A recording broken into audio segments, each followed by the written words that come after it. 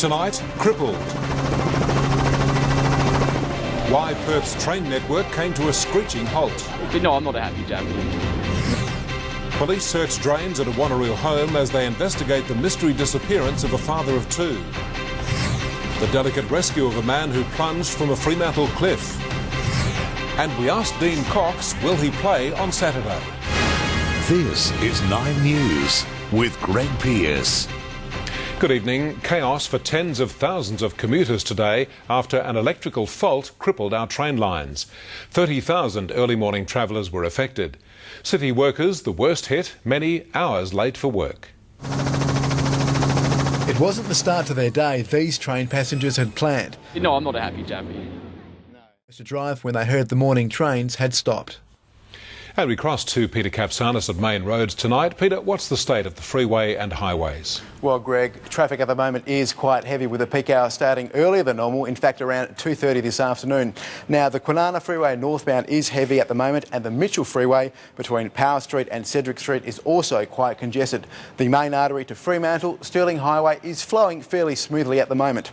Now, while the train lines were up and running by late afternoon, plenty of commuters chose to drive this morning when they heard the train lines were down, so that's why the roads have been clogged tonight. But tomorrow all should return to normal.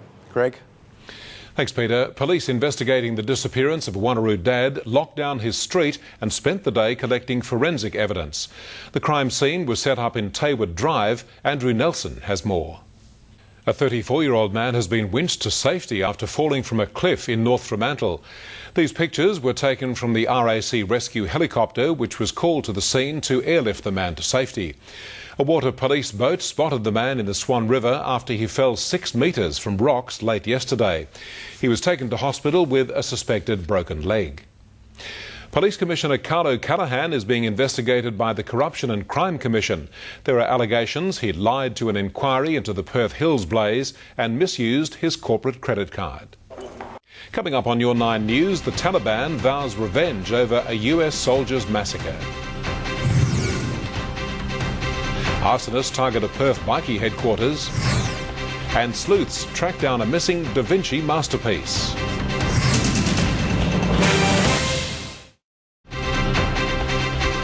A Rock Machine clubhouse has been targeted in what's believed to be a firebomb attack. Offenders gained access to the side of the O'Connor unit and threw the suspected Molotov cocktail through the air conditioning unit. A small fire broke out and nearby businesses called 000. There were no reports of any injuries at the bikie premises. The arson squad is investigating.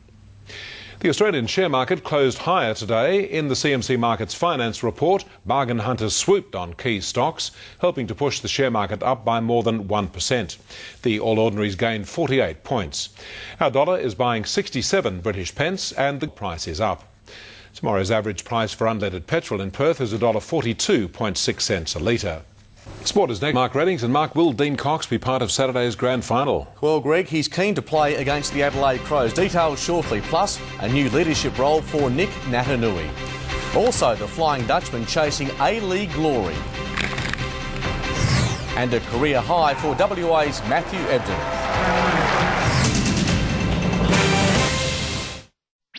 Champion Eagles ruckman Dean Cox doesn't want to be rested for Saturday's NAB Cup Grand Final against Adelaide. Despite playing every week during the competition, Cox says he'd love to help the Eagles win their first pre-season flag.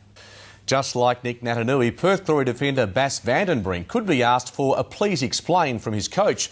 With the Glory preparing for the A-League finals, the Dutchman today revealed his other sporting passion.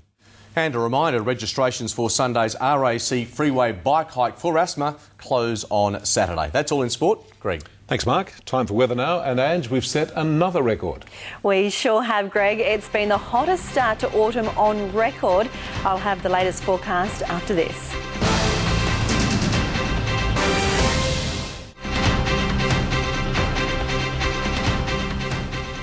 Hi, it's been a record-breaking start to autumn. We've already seen 2 heat waves that have bumped the average up to 35 degrees when usually it's around 29.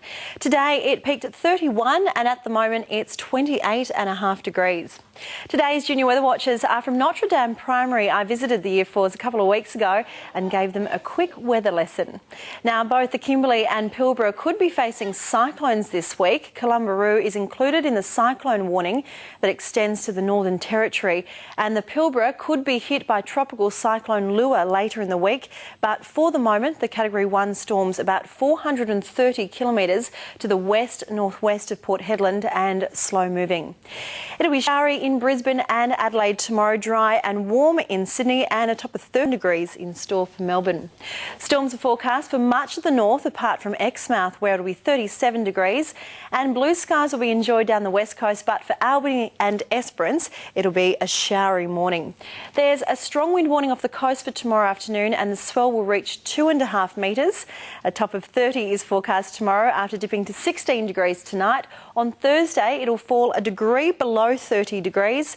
Then it'll start to warm up again towards the weekend. The mercury will climb to 33 on Saturday, then 31 on Sunday, with some showers forecast on Monday. And for the first time this month, it'll drop to 24 degrees next Tuesday. So some slightly cooler weather on the way, Greg. Looking forward to that. Thanks, Ange. And thank you for joining us. I'll see you again tomorrow, same time, same place. Good night.